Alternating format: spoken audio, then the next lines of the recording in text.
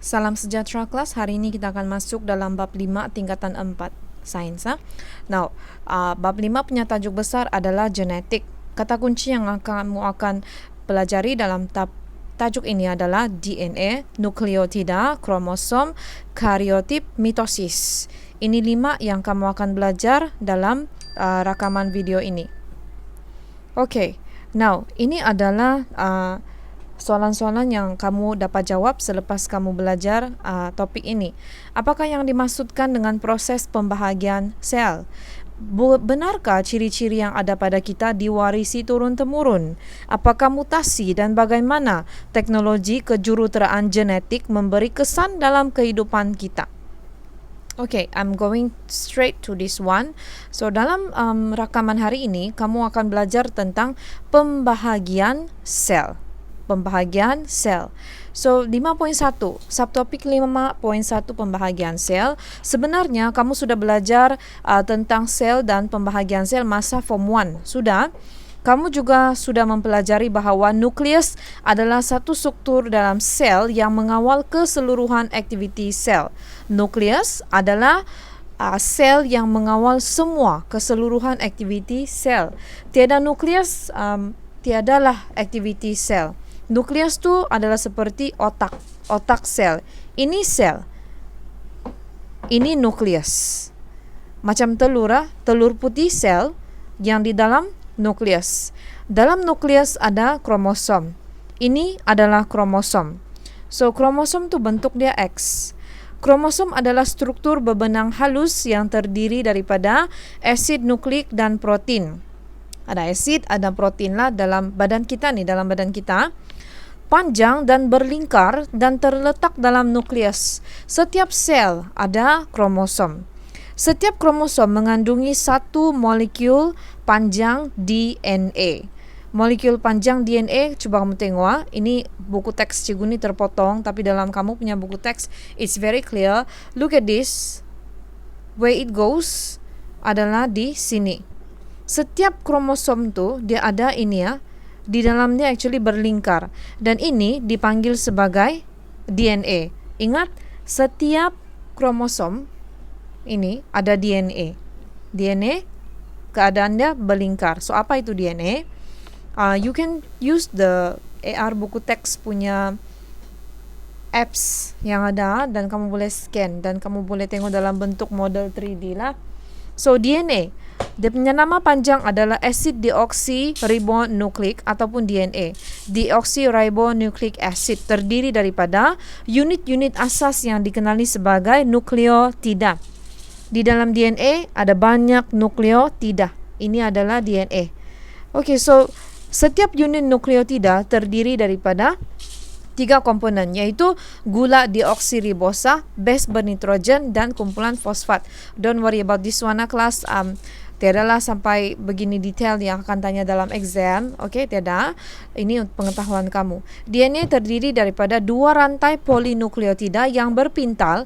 Berpintal maksudnya begitu. Antiselari antara satu sama lain membentuk struktur yang dikenali sebagai helix ganda 2. Ini struktur berpintal, helix ganda 2. So, sebelum kita masuk ke dalam gen, mari kita tengok galeri sains. Genetik adalah kajian mengenai gen, pewarisan dan variasi dalam organisma. Macam dalam movie ataupun dalam drama, kamu ada dengarkan, cek DNA untuk mengenal pasti siapa parents dia, ini anak siapa. So, itu adalah genetik. Okay, kajian mengenai gen. Now, gen tu apa? Tengok anak panah ni nah. Di dalam DNA, ini DNA kan? DNA itu dari mana? DNA itu dari kromosom. Tengok bersambung dalam buku teks kamu jelas tu bersambung. So, di dalam DNA ada gen. Gen tu apa? Unit asas pewarisan yang menentukan ciri-ciri individu. Kenapa kamu boleh warisi warna mata ibu kamu ataupun jenis rambut ibu kamu? Karena gen. Itu yang menentukan ciri-ciri kamu. So, gen berfungsi mengawal ciri-ciri yang diwarisi. Apa ciri-ciri yang boleh diwarisi adalah kebolehan gulung lidah. Tengok ibu bapa kamu, siapa yang boleh gulung dan tak boleh gulung lidah? Ataupun adakah dua-dua boleh gulung? So, kamu akan ikut tu. bentuk biji kacang pea. Now, bukan saja pada manusia tetapi pada tumbuhan pun boleh dikaji juga keboleh warisan dia. Dan selain daripada manusia, tumbuhan, dalam haiwan pun boleh juga. Warna bulu kucing. Kalau kamu ada anak kucing, ibu kucing, tengok dia punya anak-anak, mana yang ikut warna bulu. So, apa yang menyebabkan kucing ataupun kacang pea ataupun manusia mengikuti orang tua ataupun baka dia adalah gen. Gen tu dari mana? Daripada DNA. DNA tu dari mana? Daripada kromosom. Kromosom dari mana? Daripada nukleus. Nukleus dari mana? Dari sel. Okay. So, gen tersusun sebagai segmen pada DNA di sepanjang kromosom. Ada banyaklah sebenarnya. Banyak. Terdapat beribu-ribu gen dalam satu molekul DNA. Actually, it's very, very vast, sangat besar sebenarnya DNA ini. Cuma kita tidak boleh lihat lah. So, cikgu ringkaskan, the buku teks ringkaskan kaitan ketiga-tiganya adalah seperti ini. Kalau dalam kromosom ada DNA, dalam DNA ada gen. Okay, itu kaitan dia. So, struktur kromosom kita tengok lagi galeri sains.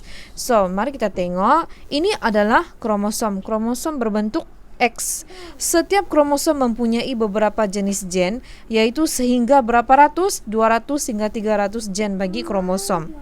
Gen bentuk dia begini. Ini di dalam DNA. Satu gen memprogramkan warna kulit, satu gen lagi memprogramkan warna rambut.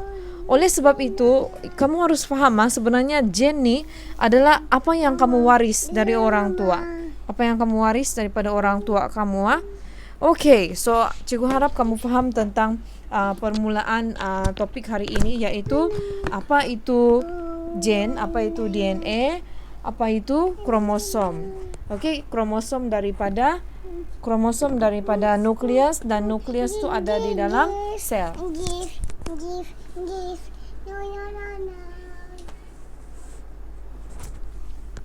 Okay, kelas. So, setiap spesies di dunia ini ada bilangan kromosom yang tetap. Semua spesies di dunia ini ada bilangan kromosom yang tetap. Orang yang normal, kromosom dia 46. Setiap kromosom ni wujud berpasangan macam begini. Okay, itu XX tu berpasangan mengikut bentuk dan saiz yang serupa. Kalau kecil-kecil lah, panjang-panjang lah. So, pasangan kromosom ini dikenali sebagai kromosom homolog.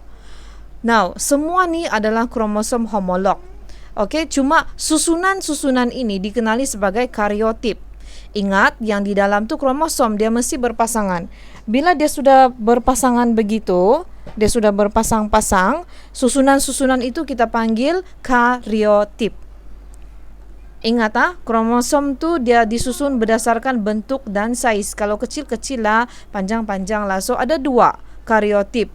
Kariotip tu susunan, kariotip lelaki dan kariotip perempuan. Lelaki punya kromosom 46. 2, 4, 6, 8, 10. 2, 4, 6, 8, 10. 20 sudah kan? 2, 4, 6, 8, 10. 30 sudah. 2, 4, 6, 8, 10. 40 sudah. 2, 4, 6. See? Itu lelaki. Satu lelaki yang normal ada 46 kromosom. Satu perempuan yang normal ada 46 kromosom. Ataupun kamu juga boleh katakan 23 pasang kromosom. Tapi kan satu pasang tu ada 2. Jadi darab 2, 46 lah. Tapi apa yang membezakan lelaki dengan perempuan sebenarnya adalah ini yang hujung. Ini dikenali sebagai kromosom seks. Okey, kromosom seks menentukan jantina. Jadi kalau pergi susun kariotip lelaki, kalau kamu bekerja dalam bidang genetik lah. Okey, kalau susun sudah dan kamu nampak di ujung dia macam begini, ini adalah XY. XY itu adalah kromosom seks untuk lelaki. Kalau nampak begini, confirm it's a boy. Kariotip perempuan pula XX. XX. Okey, ini kromosom seks dia, XX. Kalau nampak begini, confirm jantina anak itu adalah perempuan. Okey, so dalam sel manusia nu kromosom boleh dibahagikan kepada autosom dan kromosom seks. Ada cikgu bagi tahu tadi, okey, 46 kan. Jadi pasangan yang pertama sampai pasangan ke-22 ataupun 44 ini dan 44 ini adalah autosom. Yang dua ujung tu kromosom seks. Autosom membawa gen yang mengawal sifat warna mata, kebolehan gulung lidah, jenis rambut. Banyak lagi sebenarnya kamu akan belajar lah. Kromosom seks pula membawa gen menentukan jantina anak, sama ada lelaki atau perempuan. So this is how the doctors boleh tentukan, boleh nampak jantina. Okay? Ingat, 44 di atas ataupun 22 pasang kromosom yang awal dalam karyotip tu adalah autosom. Dia bawa gen warna rambut lah. Dari sinilah kamu nampak, oh itu anak lelaki dia, warna rambut dia perang, cantik kan macam mama dia. Itu daripada autosom. Lepas tu yang hujung tu adalah kromosom seks. Apalagi anak kali ni perempuan lagi tidak mau lelaki. Macam mana? Dampak itu adalah kromosom autosom. Okay, ingat karyotip tu susunan kromosom. Kromosom ada dua bahagian, autosom dan kromosom seks. Okay, so ini adalah ringkasan apa yang cikgu cerita panjang-panjang tadi lah. Kromosom ada dua. Satu kromosom seks, satu autosom. Kromosom seks ada dua, yaitu kromosom seks X dan kromosom seks Y. Kalau kromosom seks tu, yang hujung tu adalah XY, lelaki lah tu. Kalau dia adalah XX, perempuan lah tu.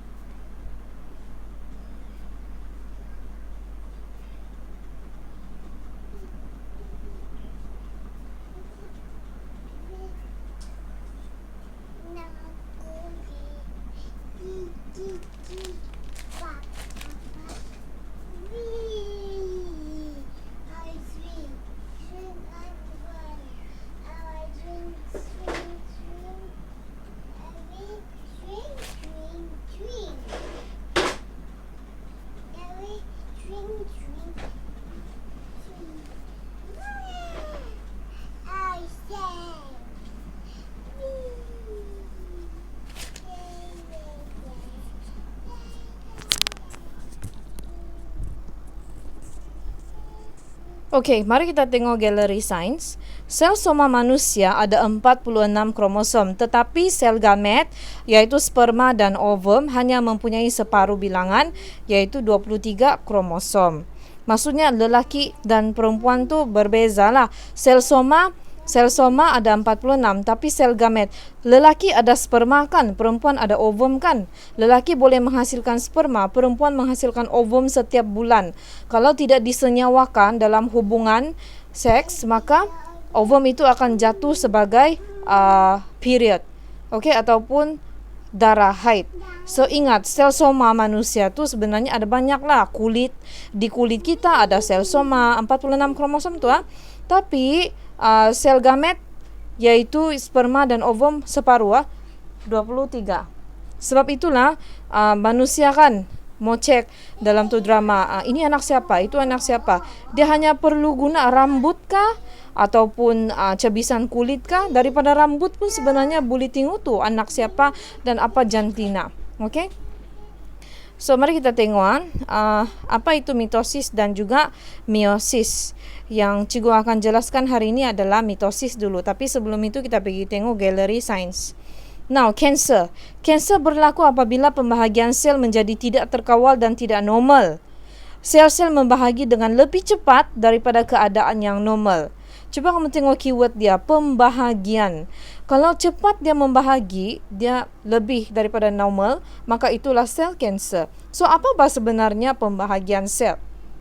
Mari kita tengok. Macam mana batu gen boleh diwarisi? Tadi kita cakap tentang gen yang mengawal warna rambut lah, gen yang mengawal kumpulan darah lah, ataupun gen yang mengawal warna anak mata. Macam mana boleh waris?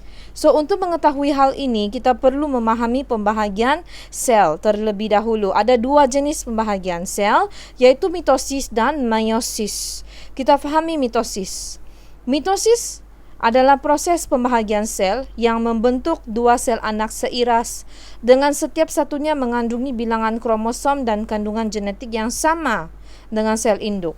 Mitosis berlaku dalam sel soma, dalam badan manusia dan haiwan. Mitosis berlaku dalam hujung akar dan pucuk tumbuhan. Mari kita tengok dengan lebih lanjut raja ini 5.5 yaitu mitosis. Okay, so this is mitosis. Mitosis ni ada beberapa fasa lah, tapi cikgu punya buku teks ni terpotong lah. So I hope kamu tidak akan confuse. Tengok buku teks kamu.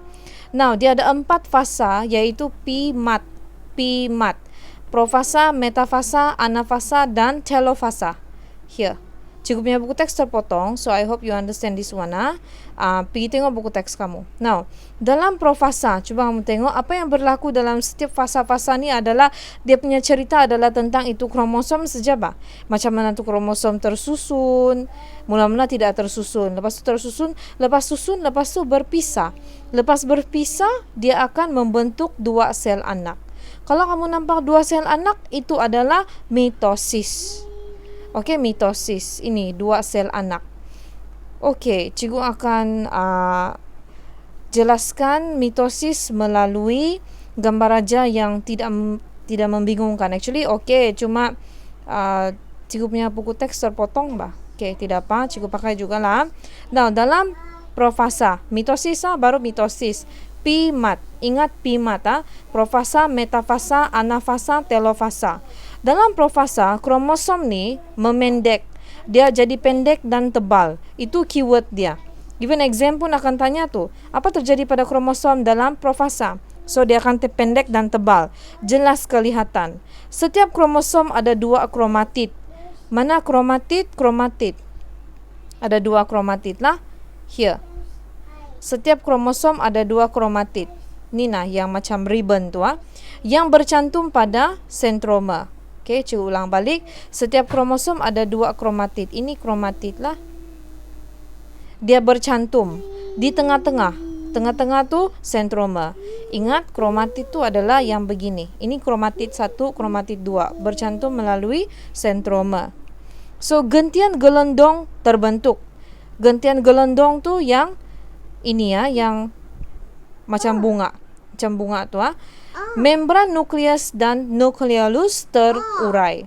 Membran nukleus tu adalah kulit, macam kulit bah, yang melindungi itu kromosom. Dia akan terbuka, terurai. Itu profasa. Metafasa.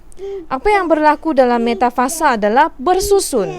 Okey, so keyword dia dalam profasa adalah kromosom jadi pendek dan tebal. Okey, yang kedua metafasa, kromosom tersusun. Tengok cikgu highlight yang penting saja. Kromosom tersusun di sata katulistiwa. Gentian gelendong melekat pada sentroma. Now, tadi kan gentian gelendong cikgu kasih tahu yang ini macam bunga ni Now, dalam metafasa, dia akan melekat di tengah-tengah. Sentroma tu yang tengah-tengah. Melekat pada sentroma. Dia bersusun, lepas tu ada gentian gelendong macam mengikat. Itu metafasa, iaitu dia tersusun. Anafasa, ingat sekali lagi cikgu ingatkan PMAT. Profasa memendek menebal. Metafasa tersusun di sata katulistiwa. Lepas tu anafasa, apa berlaku? Sentroma membahagi dua. Tengok tu sentroma. Sentroma tu yang mengikatkan. Setiap kromatid, cikgu asal tadi kan kromatid tu yang macam ribbon. Setiap kromatid kembar berpisah dan bergerak ke kutub sel bertentangan. Nama dia pengutupan. Ini adalah proses pengutupan. Okay, so this one you understand kan? Cikgu ulang balik. PMAT. Profasa, kromosom memendek menebal. Metafasa, dia bersusun. Ada gentian gelendong yang sambung di sentroma tengah-tengah. Anafasa, itu kromatid berpisah. Pergi kutub sel bertentangan. Okay, itu kromatid berpisah. Dan telofasa. Look at telofasa. What happened in telofasa? Cikgu ingatkan balik PMAT. Okay, telofasa adalah fasa terakhir dalam mitosis. So, telofasa apa yang berlaku adalah kromatid sampai sudah ke kutub bertentangan. So, ini kromatid lah. kromatid sampai membran nukleus dan nukleolus terbentuk semula. Ada sudah balik membran nukleus. Tadi di dalam P dia beruraikan, terurai. Dalam T dia membentuk semula. Ada kulit sudah, ada pelindung sudah untuk kromatid itu. Sitoplasma membahagi. Ada nukleolus sudahlah, okey. Sitoplasma membahagi. Dan akhir sekali, dua sel anak yang mempunyai bilangan kromosom dan maklumat genetik yang sama dengan sel induk terbentuk. Okey? Dua sel anak ada bilangan kromosom yang sama. Itu mitosis. So, daripada itu proses, mesti kamu bingung kan? Jadi apalah kaitan dengan warna mata lah, apalah segala tu kan? So, mari kita tengok kepentingan mitosis. Mitosis punya kepentingan. Now, coba tengok apa cikgu ni tanya. Siapa tahu tentang kepentingan mitosis? Okey, saya cikgu. Mitosis penting untuk pertumbuhan organisma dan meiosis penting untuk penghasilan gamet. Mitosis untuk pertumbuhan. Mitosis menghasilkan sel baharu yang sama dengan sel induk. Apabila kulit saya terluka, sel kulit yang sihat akan bermitosis untuk menghasilkan sel baru. Jadi luka saya pun sembuh. Okey, so daripada cerita ini, cikgu harap kamu faham sebenarnya mitosis ni adalah proses membahagi sel. Di mana mitosis berlaku? Mitosis ni berlaku di kulit pun boleh, di rambut pun boleh. Asalkan ada bahagian badan yang bukan sperma dan bukan ovum. Okey, bukan sperma, bukan ovum, di sanalah boleh berlaku mitosis.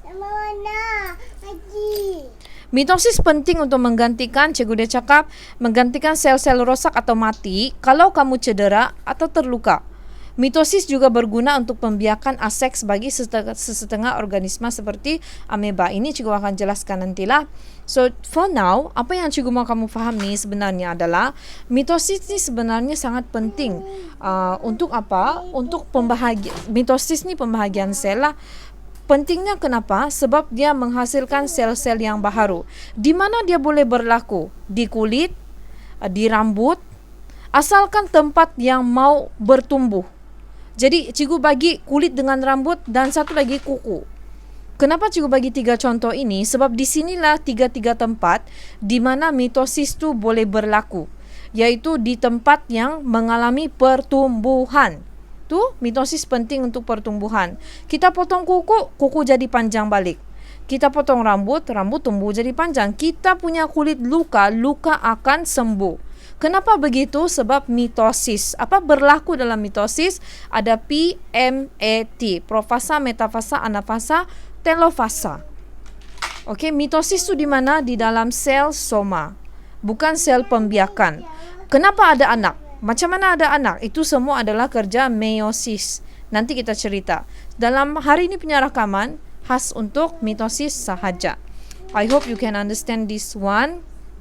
Okay, belum lagi kamu boleh buat latihan. Kamu hanya perlu dengar saja the video. Sebab after I explain about meiosis, barulah kamu akan buat ini latihan. Okay, itu saja cikgu punya isi pengajaran hari ini. I hope you can ulang balik the video, balik-balik because I'm talking dalam bahasa kita sudah ni. Kalau kamu masih tidak faham, tanya cikgu. Okay, thank you very much.